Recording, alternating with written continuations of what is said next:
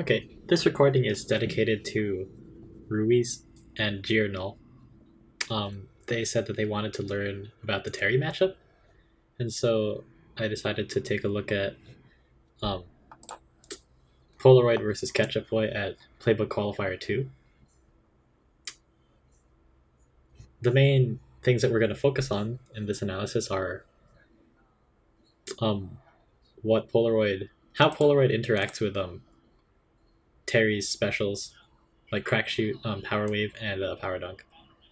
So the first thing that I'd like to say is that all of those moves put Terry into slight frame disadvantage when they're whiffed. And so getting pressure onto Terry as soon as those moves happen is kind of how you want to play the matchup. Well, I guess we'll just wait until Polaroid finds an interaction that kind of illustrates that what I'm trying to say. All right, here's a good example. Polaroid outspaces the crack shoot right here, and right here, Vin doesn't have enough. How do I want to say this? Vin is minus here, so he's forced into picking a fast option, and one of his best fast options is shield. So as soon as Polaroid recognizes that Vin could potentially go for it, he commits to a grab. This is kind of how you want to play the Terry matchup. You want to let him whiff a special move, and then see whether you can punish it outright, or if not, then you just take the pressure that happens after it. He does it again with the power dunk over here. Not this one, but this one. I think he was definitely expecting it because he tried to place a back air there too. He recognized that a Ketchupboy wasn't going to crash into the ground with it, so instead of trying to go for a true punish, he chose to do an option that beats shield instead.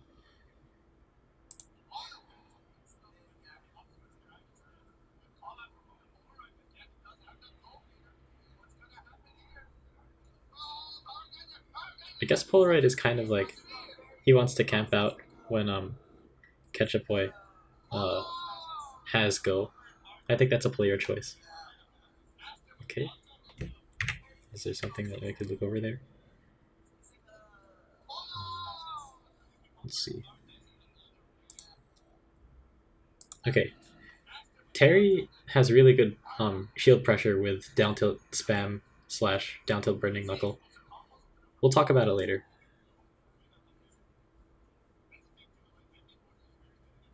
Confirms.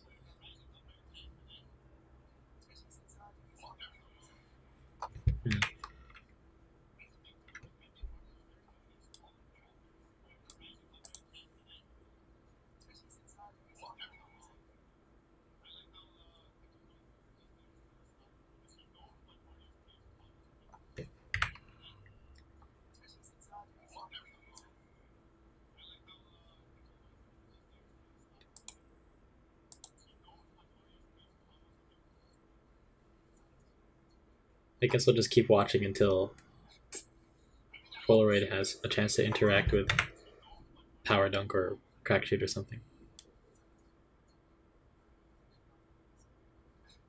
Okay.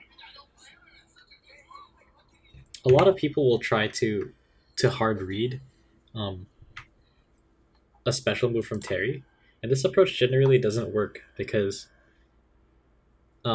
you also have to read the spacing of the attack as well as which attack he's going to do. And so what Polaroid tries to do here is I think he is expecting either Burning Knuckle or Crack Shoot, and he immediately, preemptively tries to go for an F Smash right here. It doesn't quite work out. You kind of have to be more open to the idea of covering as many options as you can on reaction, because Terry's specials are easy to react to when he's off stage.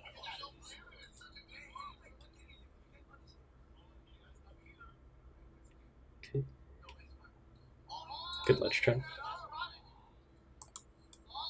Okay, so this is good by Polaroid. he correctly recognized that Ketchupboy was going to crash into the ground with his power dunk here, and he goes for a harder punish with up smash instead of trying to go for the grab to pressure Ketchupboy's shield, as we saw in the last examples, using the water to create some distance between him and the stage, hard reading the roll. So that'll be the first stock. I feel like Polaroid's a type of player who likes to go for a lot of hard reads.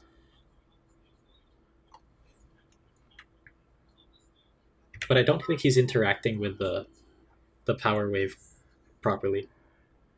The best thing to do with power wave, or about power wave, is if you expect your opponent to do it, then, or if you suspect that your opponent is going to try a power wave in, say, in the next couple of seconds, then you have to stand close enough.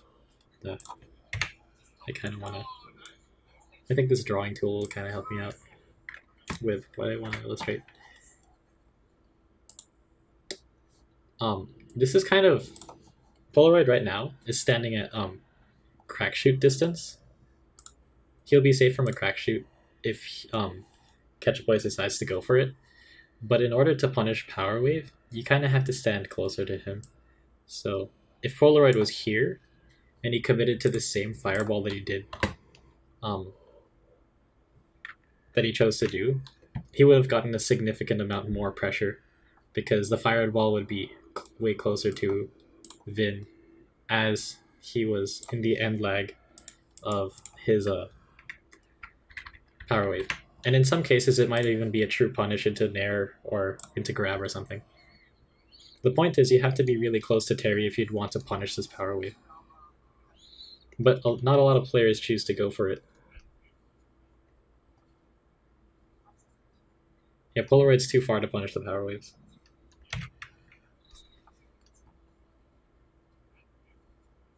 Polaroid's good at punishing the down B when Ketchupboy crashes into the ground with it.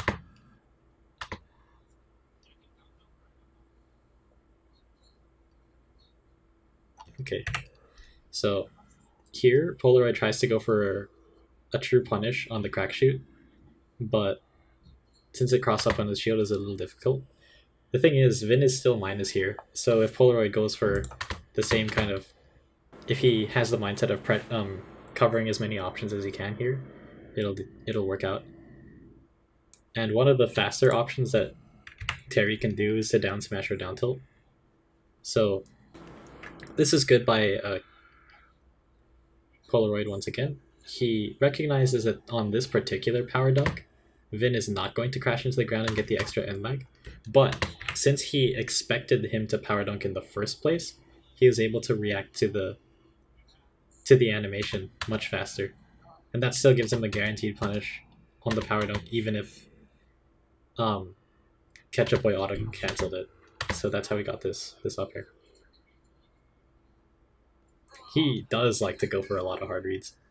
I guess that's just his style. I believe Vin wanted to spam down tilt at the ledge. If that were the case, yeah, I feel like that was a down tilt.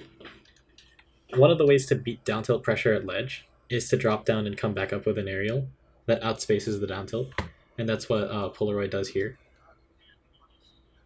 Down tilt spam at ledge is actually really strong from Terry. We'll see some examples of it later in the set.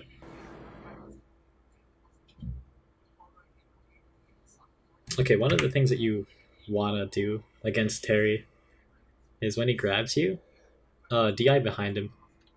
That makes this follow-up really hard to do. Actually, I'm pretty sure in some cases it's even impossible. I'll have to double check on that though, but the fact of the matter is DIing behind helps a lot in causing Terry's to drop that combo.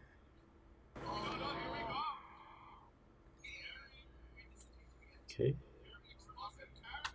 It's kind of a myth that Terry can't snap to ledge, but he can. I think Vin was trying to do it here. What you want to do as Terry is to space your up B so that at the end of it, you're riding against the wall of the stage, and your up B will snap as soon as the stage pushes you toward the ledge. But in order to do that, you have to be exactly where Vin is kind of right now. I think he misaced it, but that's okay. Okay. One of the things that helped Polaroid to get this F smash was that I suspect that he reacted to the sound of the power dunk instead of the animation of the power dunk. Humans react faster to sound than images, so recognizing the voice lines that Terry has on each of his specials will help you to more easily punish his special moves. So good reaction by a Polaroid. It was a half read, half reaction, I think. Again, we kind of see Polaroid trying to camp out with the fireballs.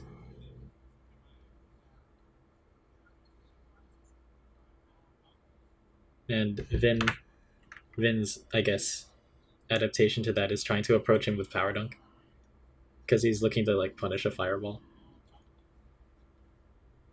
That's kind of how the match is developing. Okay, we've seen this situation before.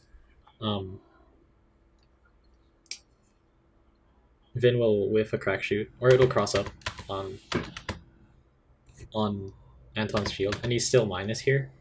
So Vin's best options are to like mash a quick button, roll, spot dodge or shield, and this time he chooses to go for a roll because he knows that Polaroid wants to try and catch his shield with a grab. Polaroid really is kind of a hard read player because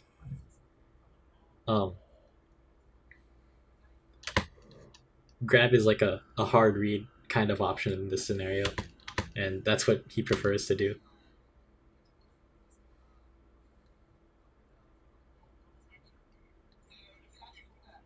Okay, this is good by Polaroid. As we mentioned before, Terry does like to go below kind of... Terry wants to end up at this, kind of in this area right here, so that his up B will sweet spot the ledge. And what Polaroid did with this cape here is to intercept Vin on his way to... Oh, darn. I kind of want to pause it at the right moment to draw on the frame. Vin wants to drift in this direction. Oh, oops. Done. Oh no. Vin wants to drift towards the stage, and Polaroid, I guess, creates distance between Vin and the stage by doing this forward throw. So that allows him to intercept Ketchupboy's path to the bottom of the lip of the stage where he needs to be to sweet spot the ledge with his up B. And he goes for the cape. I don't think Vin could have reacted to that either. Maybe he could have if he was more... It's hard to tell. I don't hold it against him that he got reversal. Good confirm. That was a little risky.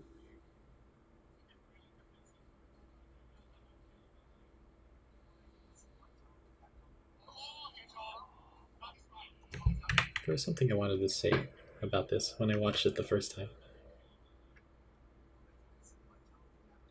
Oh yeah. I'm not really sure that the offstage burning knuckles are working out for Vin, because it gives Polaroid an opportunity to get a reversal, and it's not likely to hit.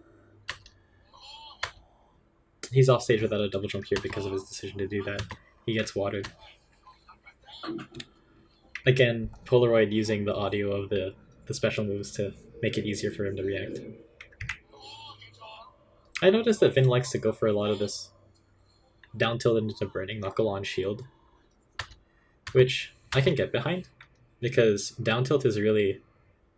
Down tilt spam catches a lot of things when somebody's in shield. It catches roll away. Sorry. it catches rolling this way because of the auto turnaround. And it catches jumping because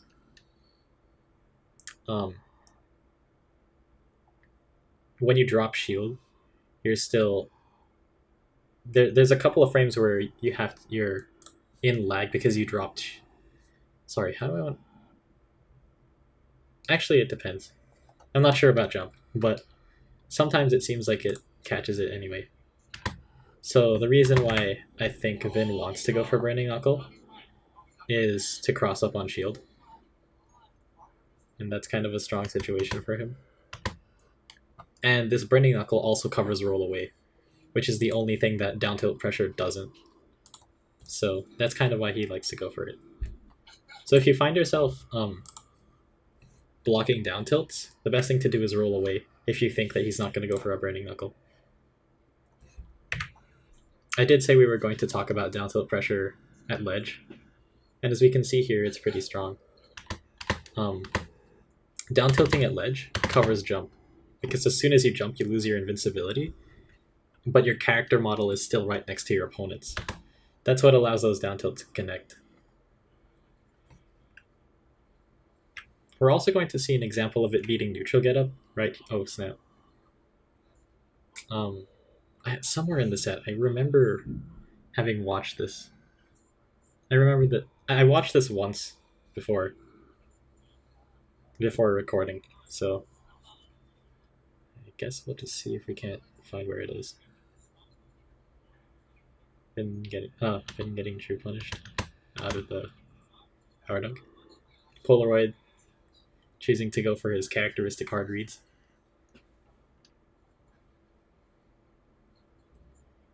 Punishing the power dunk. The cool thing about this set is that while the fireballs are not necessarily like a perfect solution to the matchup, there's a certain beauty that happens when Ketchupboy does his kind of imperfect adaptation, but he does it on the fly, which is what matters. This is cool.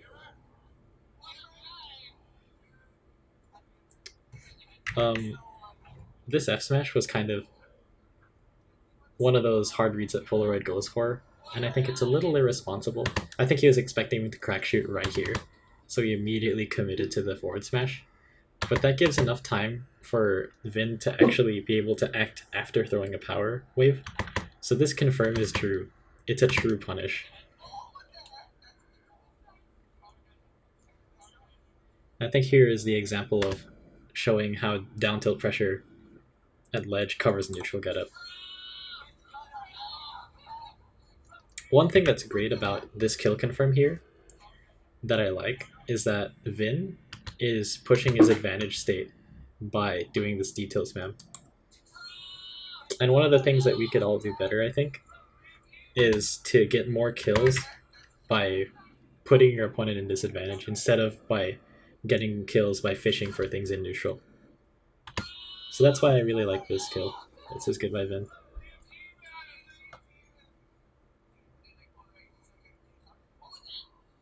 Okay. This is another example of Polaroid choosing to go for pressure after he realizes that he can't true punish the power dunk. So a lot of the matchup is recognizing when you should go for pressure and option coverage and when you should go for a true punish after Terry whiffs his special move. Ketchupboy choosing to drop shield and jab. I feel like that's one of his better options, aside from spot dodge, attack, cancel.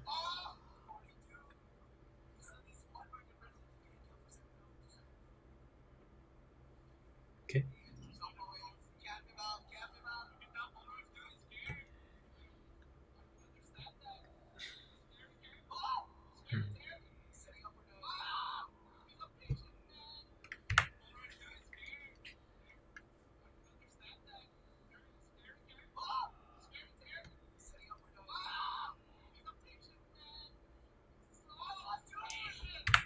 This Buster Wolf was actually a true punish on Polaroid's fireball because he did it as he was descending, and yeah, fun. Okay.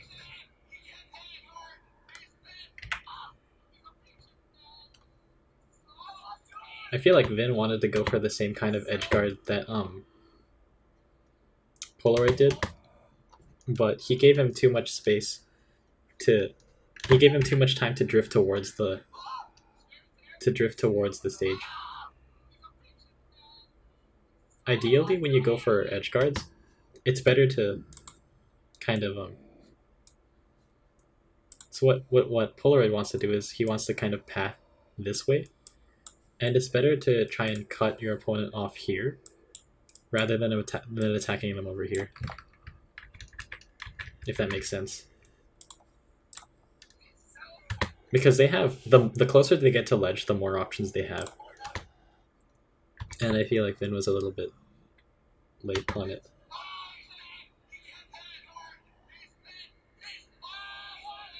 That was crazy. And Polaroid, being the player that he is, goes for the hard read on the roll-in, and up smashes Vin for the win. That was a fun set to watch, I'll tell you that much. I hope that helped. If you have any questions, I feel like the best way to reach me is on my stream, or well, I'll put my social medias in the description. Thanks for watching.